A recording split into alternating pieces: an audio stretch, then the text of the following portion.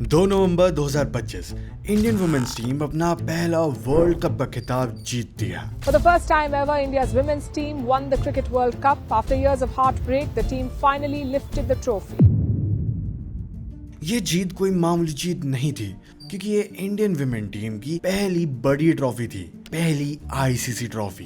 इस जीत के बाद पूरे देश में विमेन क्रिकेट को देखने का पर्सपेक्टिव पूरे तरीके से बदल गया, इसलिए इस जीत का इंपॉर्टेंस बहुत ज्यादा था। पर इस एक वर्ल्ड कप को जीतने के लिए आखिर क्यों उन्हें इतने साल लग गए? बीते गए सालों में वो 2 बार फाइनल्स में गए पर जीत नहीं पाए, एंड इवन 3 बार तो वो सेमीफाइनल में भी गए, लेकिन वो उससे आगे बढ़ ही नहीं पाए। लेकिन जब उन्होंने इस ट्रॉफी को जीता तो उन्होंने हर इंडियन को प्राउड फील करवाया। और दंगल का वो फेमस डायलॉग आपको याद ही होगा, हमारी छोरी क्या छोरों से कम है, उसको प्रूव भी किया that these girls are not behind. पर ये एक वर्ल्ड कप जीतने की कहानी सुनने में जितनी आसान लगती है उतनी बिल्कुल भी नहीं है, स्पेशली इंडिया जैसे देश में जहां आज भी काफी बार जेंडर इनइक्वालिटी की केसेस देखे जाते हैं, तो वहां पर चीजें थोड़ी और खराब हो जाती है। पर हमारी वुमेन क्रिकेट टीम ने कभी गिव अप नहीं किया और अपने वर्ल्ड कप जीतने के ड्रीम को एक रियलिटी में बदल दिया। और मैं आपको बता दूं कि मेरी ये दूसरी वीडियो है इंडियन वुमेन क्रिकेट टीम पर। इससे पिछली वीडियो को मैंने फरवरी 2025 में डाला था, जिसमें मैंने बात करी थी कि इस टीम में कितने सारे इश्यूज है और ये आखिर क्यों नहीं जीत पाती। लेकिन आज अगस्त 2026 में जब मैं इस वीडियो को रिकॉर्ड कर रहा हूँ, इनकी पूरी कहानी बदल चुकी है। तो आइए आज के इस वीडियो में हम बात करते हैं इंडियन वुमेन क्रिकेट टीम की पूरी हिस्ट्री की और जानते हैं आखिर कितना स्ट्रगल हमारे देश की लड़कियों ने झेला, जिससे उन्होंने गिव अप नहीं किया बल्कि खुद को और स्ट्रॉन्ग करके देश का नाम रोशन किया। इसलिए अभी जाकर इस वीडियो को लाइक कर दो और अपने सभी फैमिली मेंबर और फ्रेंड्स के साथ इस वीडियो को शेयर कर दो, जिससे उन्हें ये कहानी के बारे में पता लगे। और मेरे हिसाब से हर Indian fan, not just cricket बल्कि हर इंडियन को ये स्टोरी के बारे में जानना चाहिए कि कैसे इंडियन वुमेन टीम इतने बैकलैश झेलने के बाद भी अपने देश का नाम रोशन करती है। So let's talk about the history of Indian women cricket team. कहानी शुरू होती है 1978 में, जब विमेन वर्ल्ड कप का सेकंड एडिशन खेला जा रहा था और इंडियन टीम इसी वर्ल्ड कप में अपना डेब्यू कर रही थी और साथ ही इस वर्ल्ड कप को होस्ट भी कर रही थी। उनका पहला मैच ईडन गार्डन्स में इंग्लैंड के खिलाफ खेला जाने वाला था, जिसमें वो सिर्फ 63 रन के स्कोर पे ऑल आउट हो जाती है। ऐसा वर्ल्ड कप डेब्यू कोई भी एक्सपेक्ट नहीं कर रहा था हमारी टीम से, और इस टारगेट के जवाब में इंग्लैंड की टीम सिर्फ 30 ओवर में ही इस टारगेट को चेज कर लेती है। एंड वेरी इंटरेस्टिंगली इंडिया के 11 के 11 प्लेयर्स का ये डेब्यू मैच था। लेकिन इस हार के बाद इंडिया अपने अगले दोनों मैचेस न्यूजीलैंड और ऑस्ट्रेलिया से भी हार कर उस वर्ल्ड कप से बाहर हो जाती है।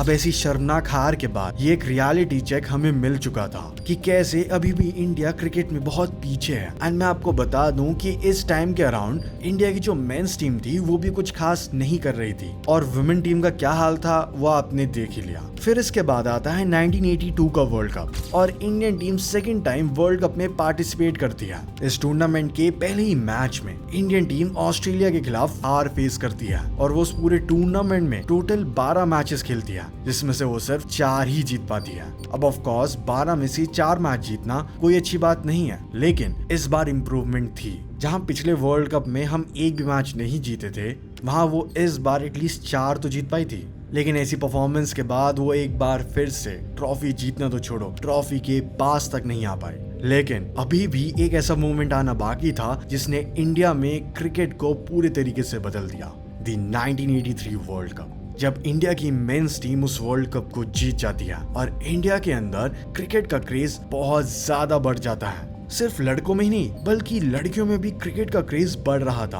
और पूरा देश इस स्पोर्ट को एंजॉय कर रहा था। एंड ये 1983 वर्ल्ड कप विन के ऊपर मैंने ऑलरेडी एक डेडिकेटेड वीडियो बना रखा है, उस वीडियो को आप चैनल पे चेकआउट कर सकते हो, लेकिन उससे पहले इस वीडियो को जरूर देखना। अब इसके बाद इंडियन वुमेन टीम सीधा 1993 के वर्ल्ड कप में एंट्री लेती है, क्योंकि फाइनेंशियल रीजंस की वजह से 1982 से लेकर 1993 तक जितने भी वर्ल्ड कप या बड़े टूर्नामेंट हुए उसमें इंडियन टीम एंट्री नहीं ले पाती, और फिर ऐसे ही साल गुजरते हैं पर टीम को सिर्फ निराशा ही हाथ लगती है। 1973 से लेकर 1993 तक इंडियन टीम फाइनल तो छोड़ो, किसी सेमीफाइनल तक में भी एंट्री नहीं ले पाती। लेकिन फिर आता है 1997, जिस वर्ल्ड कप को होस्ट कर रही थी इंडियन टीम एक बार फिर से। इस बार इंडिया का क्वार्टर फाइनल मैच पटना में था साउथ अफ्रीका के अगेंस्ट, और इंडियन टीम साउथ अफ्रीका को सिर्फ 80 रन पे रोक देती है, और फिर वो इस मैच को 5 विकेट से कंफर्टेबली जीत भी जाती है, और वो फाइनली अपनी एंट्री करती है सेमीफाइनल मैच में। लेकिन जब सेमीफाइनल मैच होता है तो उस मैच में बारिश के कारण वो सिर्फ 32 ओवर्स तक का ही बचता है, वो भी ऑस्ट्रेलिया के खिलाफ। फर्स्ट इनिंग में ऑस्ट्रेलिया 7 विकेट खोकर 123 रन बनाती है, लेकिन जवाब में इंडियन टीम 9 विकेट खोकर सिर्फ 104 रन ही बना पाती है, और एक बार फिर से वर्ल्ड कप से बाहर हो जाती है। और उससे अगला जो वर्ल्ड कप हुआ था साल 2000 में, उसमें भी इंडियन टीम कुछ खास नहीं कर पाती। लेकिन फिर आता है 2005 का वर्ल्ड कप, और उस वर्ल्ड कप में India through out the tournament काफी अच्छा परफॉर्म करती है, और सेमीफाइनल में न्यूजीलैंड को 40 रन से हराकर फाइनल में पहुंच जाती है। इस बार सबको इंडियन टीम से काफी होप्स थी। जिस वर्ल्ड कप के ड्रीम को वो देखते आ रहे थे, वो इस बार पूरा हो सकता है, इसके बहुत ज्यादा चांसेस थे। लेकिन इस बार फिर से सामने थी दी माइटी ऑस्ट्रेलिया। उस मैच में ऑस्ट्रेलिया टॉस जीतकर बैटिंग करने का डिसाइड करती है और बना देती है 215 रन। और जब इंडियन टीम इस टारगेट को चेस करने उतरती है तो वो पिछली बार की तरह ही ऑस्ट्रेलिया को देखकर चोक कर देती है, और वो सिर्फ 117 रन पे ऑल आउट हो जाती है। एंड ट्रॉफी के इतना पास आकर भी हम उस वर्ल्ड कप से बाहर हो गए फाइनल मैच में। इसके बाद 2009 के ओडीआई वर्ल्ड कप में वो सुपर 6 के स्टेज से ही बाहर हो जाती है, और 2010 के T20 वर्ल्ड कप में वो सेमीफाइनल्स में तो पहुंचती है, लेकिन वो वहां पे भी हार के बाहर हो जाते हैं। यानी कि ये एक ऐसा टाइम था जब इंडियन टीम नॉकआउट्स में बार बार चोक कर रही थी। Now fast forward to 2017 ODI world cup. ये एक ऐसा वर्ल्ड कप था जो सभी फैंस के लिए नाइटमेयर बन गया, क्योंकि इस टूर्नामेंट में इंडिया की वुमेन्स टीम स्टार्टिंग से ही एकदम परफेक्ट लग रही थी। वो मैचेस को डोमिनेट करके जीत रही थी, और ऐसा लग रहा था कि इस टीम को कोई कभी रोक ही नहीं सकता, और वो सीधा ट्रॉफी को जीतेंगे, क्योंकि उन्होंने इंग्लैंड को 35 रन से, पाकिस्तान को 95 रन से हराया। लेकिन अभी भी सेमीफाइनल में उनका वेट कर रही थी डिफेंडिंग चैंपियन ऑस्ट्रेलिया, या फिर मुझे कहना चाहिए दी माइटी ऑस्ट्रेलिया। वही टीम जो कि इंडियन मेंस टीम और साथ में वुमेन्स टीम के लिए नॉकआउट्स में एक बुरे सपने से कम नहीं है। लेकिन इस बार कहानी कुछ अलग थी। ये इंडियन टीम जीतने आई थी अपने पिछले सभी दुखों को पीछे छोड़कर, क्योंकि इस मैच में वो ऑस्ट्रेलिया को 36 रन से हरा देती है। इस मैच में हरमनप्रीत कौर ने 115 बॉल्स में 171 रन की नॉट आउट लेजेंडरी इनिंग्स खेली थी, और सच बताऊं वो मैच मैं कभी नहीं भूल सकता। मैं जब इस वीडियो को रिकॉर्ड कर रहा हूँ मुझे लिटरली गूज बम्स आ रहे हैं, क्योंकि वो एक ऐसा मोमेंट था जिसको जिस भी फैन ने विटनेस किया था वो उसे भूल ही नहीं सकता। एंड इसी विनिंग कॉन्फिडेंस के साथ इंडियन टीम पहुंच जाती है लॉर्ड्स क्रिकेट ग्राउंड में फाइनल मैच को खेलने के लिए, और सामने थी होस्ट टीम इंग्लैंड की कैप्टन हीदर नाइट टॉस जीतकर बैटिंग करने का फैसला करती है, और उनकी टीम पहले बैटिंग करते हुए इंडिया के लिए टारगेट सेट कर देती है 229 रन का। अब इस टारगेट को चेस करने उतरी इंडियन टीम की तरफ से पूनम रॉथ 115 बॉल में 86 रन बनाती है, वहीं हरमनप्रीत कौर 80 बॉल में 51 रन बनाकर इस टारगेट को चेस करने की पूरी कोशिश करती है। बट अनफॉर्चुनेटली उन्हें किसी और का साथ नहीं मिल पाता, एज बाकी की पूरी टीम चोक कर देती है, और इंडिया सिर्फ 9 रन से उस फाइनल मैच को हार जाती है। और सभी फैंस और प्लेयर्स के दिल टूट जाते हैं, सभी की होप, सभी के सपने, उस ट्रॉफी जीतने का वो ख्वाब वहीं पर खत्म हो जाता है। बल्कि ये एक तरह से उस टाइम पर दुखती नस को दबाने जैसा था, क्योंकि ऑलरेडी कुछ दिनों पहले ही हम चैंपियंस ट्रॉफी हारे थे, और अब हमारी वुमेन्स टीम वर्ल्ड कप को हार गई थी।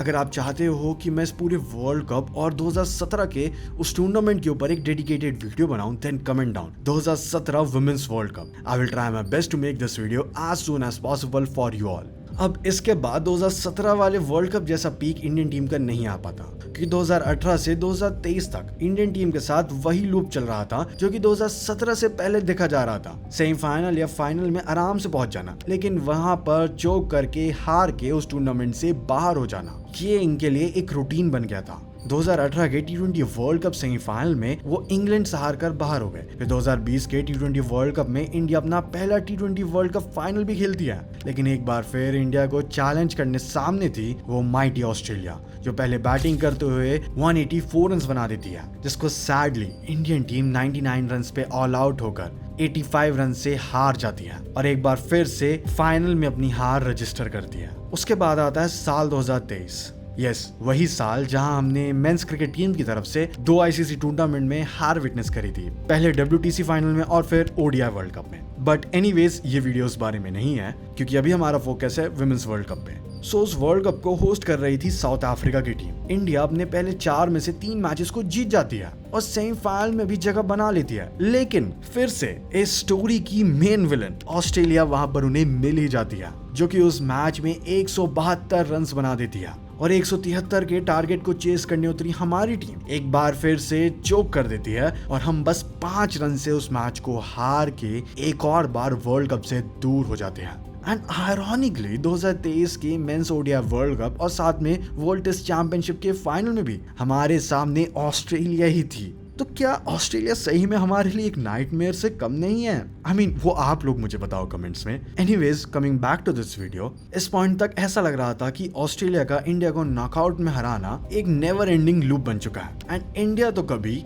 इन्हें हरा ही नहीं पाएगी, जो कि खासकर वुमेन्स क्रिकेट में कुछ ज्यादा ही सेंस बनाता है, क्योंकि हम उनसे नॉकआउट में ज्यादा जीत ही नहीं पाए, except the famous win of 2017 semifinal, जहां हरमनप्रीत कौर ने वो कमाल की इनिंग खेली थी। तो अब आ जाता है साल 2025 का ODI वर्ल्ड कप, जिसको होस्ट कर रही थी finally Indian team. And India अपने ओपनिंग मैच में श्रीलंका को 59 रन से हरा देती है और अपने सेकंड मैच में अपने आर्च राइवल पाकिस्तान को 88 रन से हरा देती है और फिर टूर्नामेंट में अच्छा खेलने के बाद वो अपनी जगह बना लेती है सेमीफाइनल में, जहां उनका एक बार फिर से सामना होता है माइटी ऑस्ट्रेलिया से। वही ऑस्ट्रेलिया जो कि इंडिया की सबसे बड़ी नाइटमेयर थी, खासकर की वुमेन्स टीम के लिए। सो उस मैच में ऑस्ट्रेलिया पहले बैटिंग करते हुए अनरियल 338 रन बना देती है एंड अब 339 रन्स के एक मैसिव टारगेट को हमें चेस करना था, जो कि थोड़ा बहुत ज्यादा ही हार्ड लग रहा था। पर जेमिमा रॉड्रिक्स के 134 बॉल्स में 127 रन्स और कैप्टन हरमनप्रीत कौर के 88 बॉल्स में 89 रन्स की inning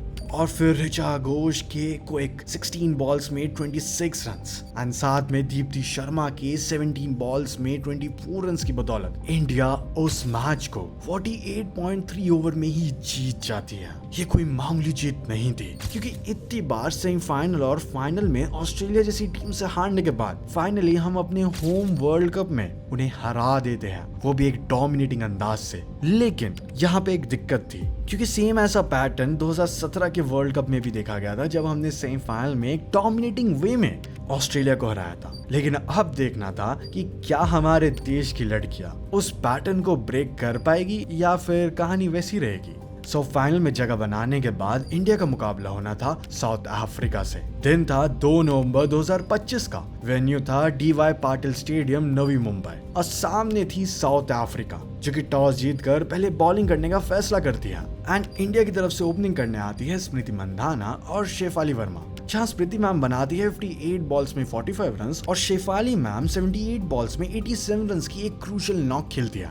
and let me remind you, यहाँ पर शेफाली वर्मा प्रतिकल रावल की इंजरी रिप्लेसमेंट होने की वजह से टीम में आई थी, लेकिन एक इंजरी रिप्लेसमेंट होने के बावजूद भी उनका इतना बड़ा इम्पैक्ट इतने बड़े मैच में कमाल का था। उसके बाद दीप्ति मैम 58 रन बनाती है और Richa ma'am 34 run and Indian team उस दिन साउथ अफ्रीका को टारगेट देती है 299 रन का। इसके बाद जब साउथ अफ्रीका बैटिंग करने आती है तो उनकी तरफ से उनकी कैप्टन ही एक तरफ से रन बनाना शुरू कर दिया, लेकिन दूसरे एंड से अभी भी विकेट गिर रहे थे, लेकिन उनकी कैप्टन 101 रन बना देती है। लेकिन फॉर्चुनेटली फॉर अस उनकी बाकी की टीम की तरफ से कोई सपोर्ट नहीं मिलता और 246 रन पे साउथ अफ्रीका की वो टीम ऑल आउट हो जाती है and Indian women's team 52 run से उस मैच को और साथ में उस वर्ल्ड कप को जीत जाती है और जीतती है अपनी पहली वर्ल्ड कप ट्रॉफी। और फाइनली इतने सालों की मेहनत और मशक्कत के बाद टीम इंडिया फाइनली अपने वर्ल्ड कप के ड्रीम को रियलिटी में बदल देती है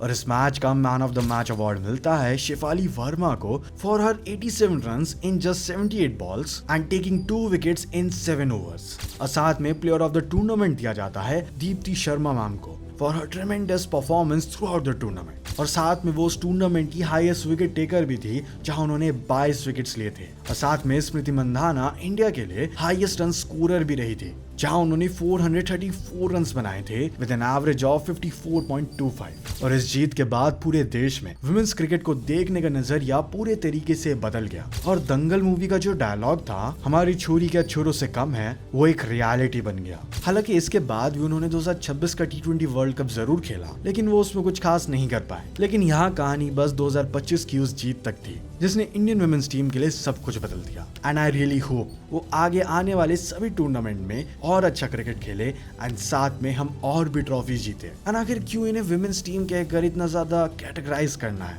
आखिर क्यों ना हम नॉर्मली भी इसे हमारी टीम कहकर सपोर्ट करें। Thank you to all the women cricketers जिन्होंने इतने साल तक इस स्पोर्ट को खेला और अपने देश को रिप्रेजेंट किया। We are really proud of you all. Well, that's it for this video. जय हिंद, जय भारत। अगर आपको 1983 के उस वर्ल्ड कप विन के ऊपर वीडियो देखना है तो यहाँ पर क्लिक करो। अगर आपको ये जानना है कि हम 2023 का ODI वर्ल्ड कप कैसे आ रहे थे तो यहाँ पर क्लिक करो। Thanks for watching. See you in the next one.